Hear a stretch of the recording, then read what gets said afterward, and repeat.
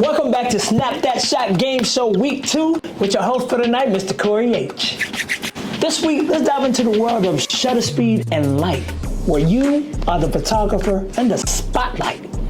Now get ready to master the light and shutter speed like never before. Are you ready to learn how to capture the perfect shot and freeze time? Or maybe even add some motion to make your photos pop? It's all about mastering the perfect balance between light and shutter speed. Let's dive in it. All right, so let's break it down. Here's where the real action begins. With the power of shutter speed, you can either freeze a high-speed moment or turn a fast-moving scene into an epic blur. Let's call it the speed effect.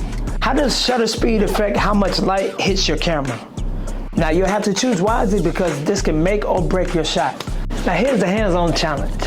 In this round, you'll get to set up some wild and fast-moving scenes, like a friend running or a car zooming by, or maybe even a sports movement.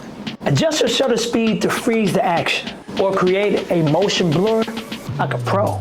Shutter speed. What is shutter speed and how does it affect your photos? Now, shutter speed is like how fast your camera's eye, aka the shutter, opens and closes when you take a picture. It decides how long the camera sensor or film in older cameras is exposed to light. Now, let me go more in depth with faster shutter speed. Now, when you use a fast shutter speed, which is you go to the setting, let's say 1/500 or a 1/1000. Now, what this does is the camera's eye opens and closes very quickly.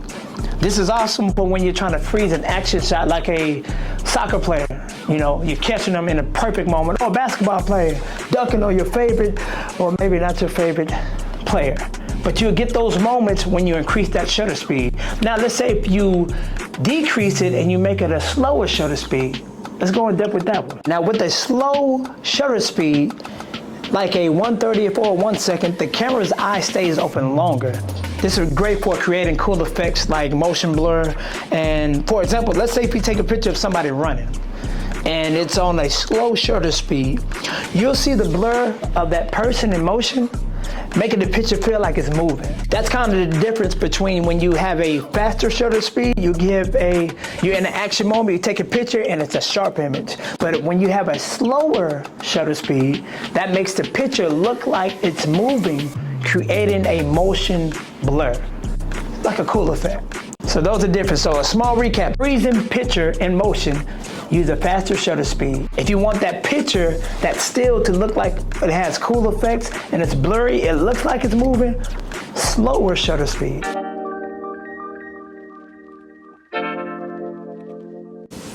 Hello everybody, this is Craig with African American Youth Harvest Foundation, Krew12, and we're coming at you guys this week, week 2. Dun dun dun dun. Dun dun dun dun. You guys might not know, lighting is a big part of photography. We're always going to stress the importance of being able to understand when you need the flash, when you don't need the flash, and how light affects the work that we're doing out there. Light determines exposure, like how bright or how dark something is. Acts with our subject or whoever our subject of focus is in 3 different ways, you know. You got direct light, which is light that's just beaming down on you. You're just gonna create a super strong shadow and, you know, gives you that, it's gonna be like heavy contrast. Then you got diffuse light, which is not strong, so you're gonna have a lighter shadow. It's probably like, I think it would be, this would be diffused light, sort of, kind of. It's like a cloudy day, actually. And then you have reflected light, which is light bouncing off surfaces, creating a soft and often more flattering illumination. Like when the sun reflects light onto the moon so you can see the moon. That's reflected light. Now let's get into the meat and potatoes. We have natural light versus artificial light. What we got right here is this natural light. It's a little cloudy, look a little clear. So this isn't our golden hour light. Our golden hour light would be sunrise to before sunset. It's that golden hue that really make things pop. It's not overcast light, And our overcast light is like diffuse, soft, reducing contrast, and it's like making details more visible. So if y'all can see everything on my face, let me know. Let me know. This would kind of be because, you know, it's going through a glass and then hitting me. So it's still natural, but it's also getting like the building's glass is like not letting all the light come in. It's strong. And then you have your occasional phenomenon, which is the blue hour, which provides like a cool, you know, it's not like super light, but it's not super dark. It creates a cool hue for like super atmospheric shots. Thank you. That artificial light, now you know artificial lights are lights that we create. So you have continuous lights, which are like LED lights, our lamps, and it just creates a steady source of light that continues to beam on us.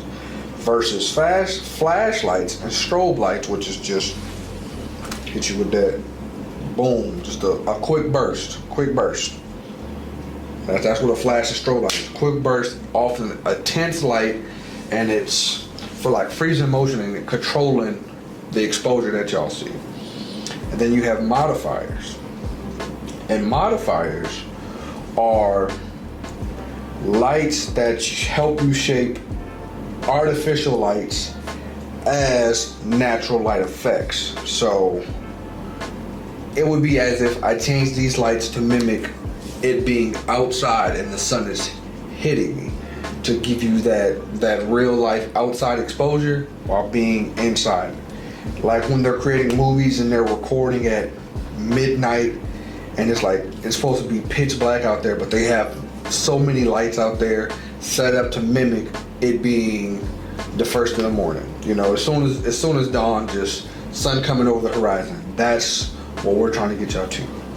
The key lighting techniques that we're going to be trying to teach and preaching are the 3-point lighting technique, which is you have a front light, a back light, and filler lights. So right now in this room, we have a light that's right there in front of the camera. That will be our primary light. We have our 2 lights that are this way, boom, bada, bing, which are our filler lights. And then we have the light that's right behind me, which is our backlight, to create the atmosphere of Craig. Our goal, master natural and artificial light, so that when we progress further, I can be like, oh, you're looking a little like, let me get you. I got you. Let me shape you up. I want y'all to make me look like I'm Michael B. Jordan on the camera. You know what I'm saying? So let's get to work.